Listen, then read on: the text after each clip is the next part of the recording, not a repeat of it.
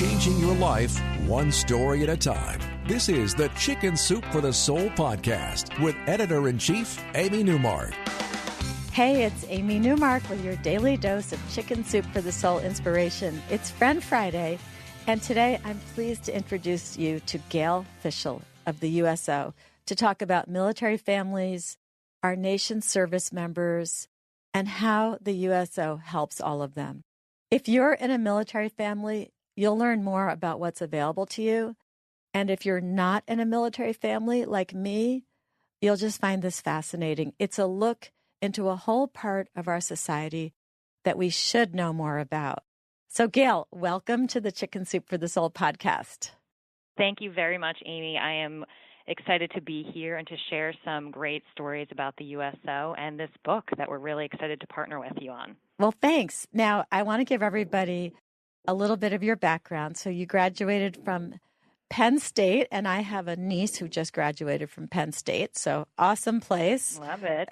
Yes, we are Penn State. That's right. And then you were a publicist for Fox News. You worked at Ogilvy, and you've spent most of your career, I think, at the USO, right? That's right. This January, I hit 6 years with the USO, a nonprofit, and a little bit of my time at Ogilvy I did spend in the space where I got to work with some social nonprofit groups, and the USO was one of them. And the minute I started working with the USO and the military and the families, I was hooked. So I was lucky enough to make the jump from Ogilvy PR over to the USO, and I've been with the USO family since then. So such a great place to be and to feel good at the end of the day every time you get in your car and drive home to your family, knowing that you are reaching, connecting so many people. Well, I've been really impressed with the USO because I work with a lot of different nonprofits, and you guys are so efficient, so well run. I've been really impressed. Like, you say you're going to do something, you do it. It's been great. And it makes me happy because we are using our new book, Chicken Soup for the Soul, Military Families, partly as a fundraiser for the USO. 60 cents per print book and ebook is going to go to the USO to fund all of the wonderful things that you do. And that makes me really happy. Well, it makes us extremely happy as well, because every cent counts for these men and women and families. The USO is the only organization, military support organization, as with these service members and their families from the moment they join to the day that they decide to transition out. And so when a lot of people, think of the USO or maybe don't understand about the USO, is that we are that nonprofit. We are a nonpartisan military support organization, and we support those active duty military families globally across the world, from our 200 locations from here in the States to overseas in the Pacific and to Europe and to Southwest Asia, our expeditionary support and programming. And so it runs the gamut, and obviously we've got the legacy of Bob Hope and those fun entertainment tours, but we really are building some really crucial programs for those that are transitioning out and those that are still deployed on the front lines today. So, we need to adapt. We need to adapt our service members. It's 2017, and things have changed over the years, and we need to keep our military men and women strong and those families so they can be that strong fighting force. So that is what we are here to do, and we're a pretty dogged family about that. We love doing what we do here at the USO. Well, I'm happy we can support it. I had never realized that the USO wasn't part of the military or part of the government. I was shocked when I found out that the USO lives off private donations, and it's so important right now. And so I was really excited when I learned about the USO, because I always thought, it's the shows, but I didn't realize it was also airport lounges, which I've always walked right by without even knowing they were there. Mm-hmm. Now, of course, I'm paying attention and hearing the announcements about where the USO lounge is. And then besides the shows and the airport lounges and the base lounges, what else does the USO do? Oh, goodness.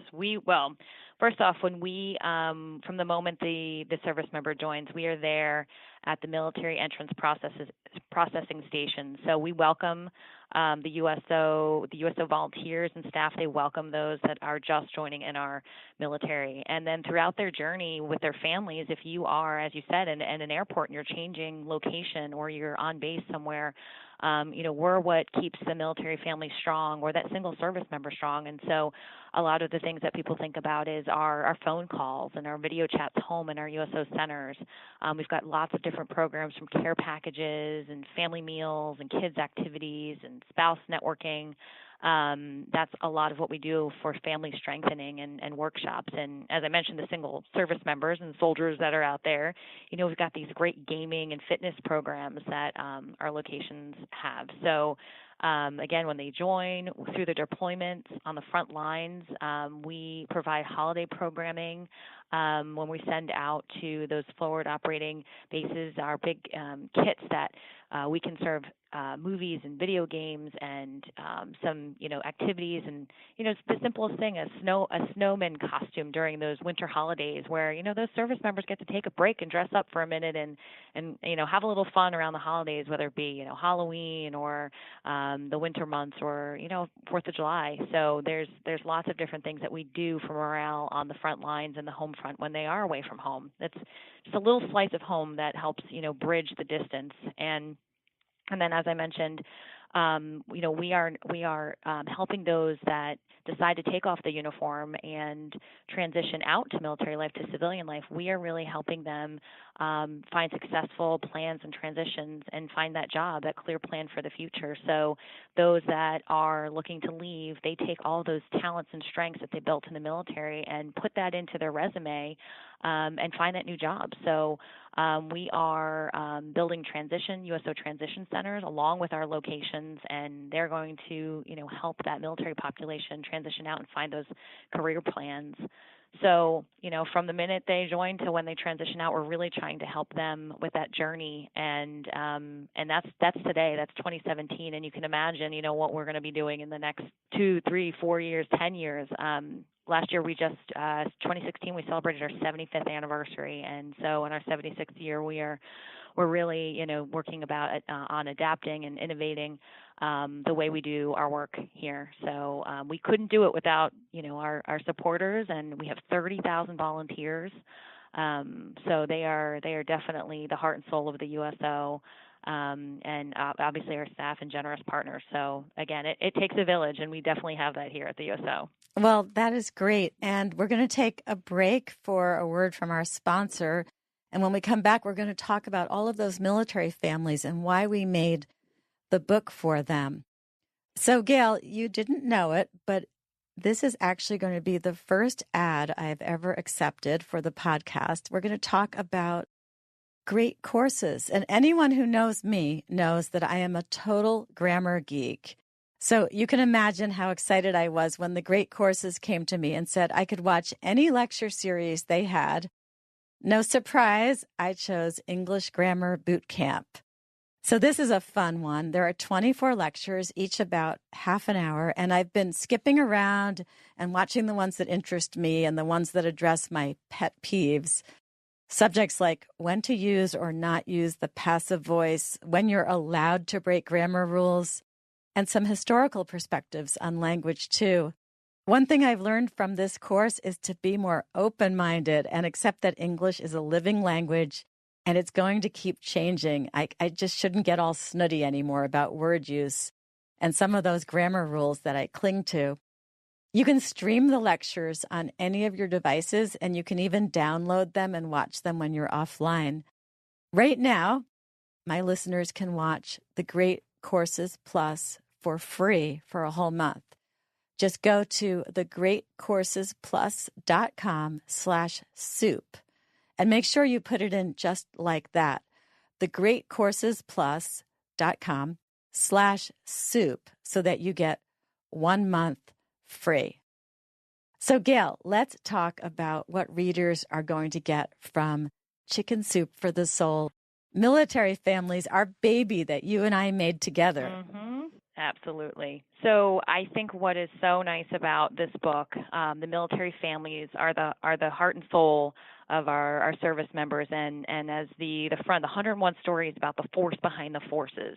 The force behind the forces means so much to us here at the USO because we keep we keep the forces strong. And so this is not a book just about the USO. This is a book about those service members and those moms and those dads and the veterans and the children and the grandparents that all put their, the heart and soul together to share their experiences of what it was like to be in the military or be around the military. And the chapters speak volumes as well, from it takes a village to growing up military, faces of the forces. All the different branches are highlighted in different ways. We talk about the generations, and there's a lot of lighter moments and funny stories, and also those that we need to talk about the difficult topics, saying goodbye, and those hard moments. But they're all about stories of connections. I always hear the story of one is a story of all, and they really are. This is such a great book that you can pick up quickly and read a story or two, and pick it up and again in another hour, and just kind of get lost in it. So it's a wonderful read to really feel the spirit of these military families. I agree with you. It's been great. I've learned so much, and I've talked to some military families already, some military children, and also some military wives, and they've told me that reading these stories makes them feel less alone, even though they are part of this wonderful, embracing community, especially if you're new to the military. Mm-hmm. It's really nice to read these stories and see the experiences of the people who have been there, done that already. And I think what's a special treat, too, is, the foreword of the book, we were able to work with Miranda Hope, who is the granddaughter of Bob Hope, who a lot of people know the USO as the legendary entertainer who went overseas on his USO entertainment tours. And she talked a little bit about her trip with her grandfather in the 80s when she was just 17 years old, and how his presence there on those USO tours really made such a difference, and how that the service member audience was his favorite audience, and that's how it became his enduring legacy to do what they do. And everybody always asks the USO, who's the next Bob Hope? And just like these stories suggest in the book, we feel like at the USO there's a little bit of Bob Hope in everyone. Anybody that contributed to this book, you are leaving behind a legacy of what that military means to you, and that family and that network. And so, as Bob Hope supported and gave that sense of strength and humanity and courage to those overseas, you can do that here at home as well. And so many of those stories are showcased, and we believe that, we love that Miranda was part of this force behind the forces, and it's a really great preamble to what the book is about, and that piece for her family. So that's also another treat for us. And Bob Hope's birthday is May 29th this year, same as Memorial Day. So May was also the anniversary of his first show as well. So it's a pretty meaningful person to be showcased and highlighted in the book in this launch month as well. Yeah, I agree. It's been a real honor to work on the book, and I thank you so much for collaborating with us on putting together the 101 stories that we selected from the thousands that were submitted. I want to thank you for joining us today, and I want to wish the military spouses out there a happy Military Spouse Appreciation Day, and then for a much larger number of us, a happy Mother's Day this weekend to all the mothers and grandmothers. Thanks for listening to the Chicken Soup for the Soul podcast today. To learn more about Chicken Soup for the Soul military families, visit our website, chickensoup.com, and to learn more about the USO, visit USO.org. And, the USO is all about kindness. Come back Monday for another look at kindness, this time about how you should never hold back when you have that little thought about reaching out to a total stranger with a few kind words. We're going to talk about two people whose lives were changed by a simple sentence from a stranger. Gail, thanks so much for joining us today. Thank you, Amy.